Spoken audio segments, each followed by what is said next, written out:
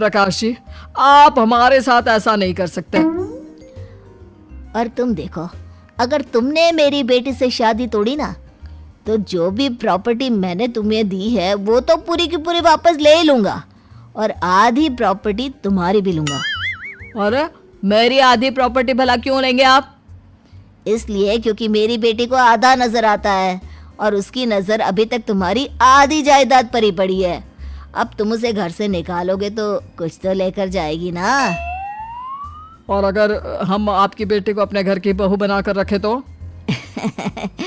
तो तुम्हारी पूरी प्रॉपर्टी तुम्हारी ही रहेगी, और जो मैंने तुम्हें दिया है ना, उसमें से बस मैं आधा लेकर जाऊंगा।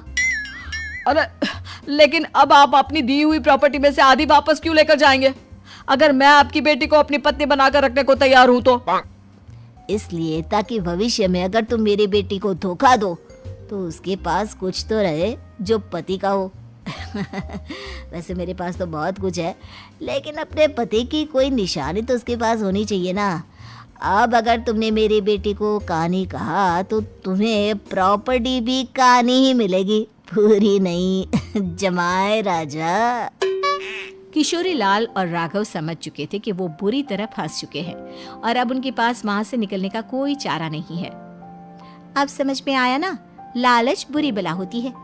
एक तो तुम्हें प्रॉपर्टी मिली, ऊपर से बीवी मिली, उसमें तुम्हें नखरे भी दिखाने हैं। आए बड़े, चुपचाप बैठो दोनों। कुछ दिनों के बाद नैना राघव की कार लेकर बाजार घूमने निकलती है और जब कार लेकर वापस आती है, ये क्या? एक तरफ से मेरी गाड़ी पूरी खराब हो चुकी है।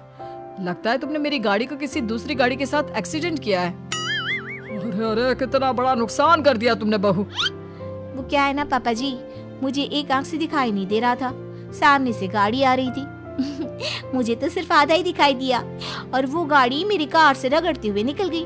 अब मैं क्या करूं बताओ? आप इसे ठीक कराने के पैसे कौन देगा? तुम्हारे पापा।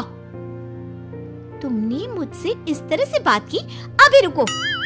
नैना राघव की शिकायत ओम प्रकाश को कर देती है।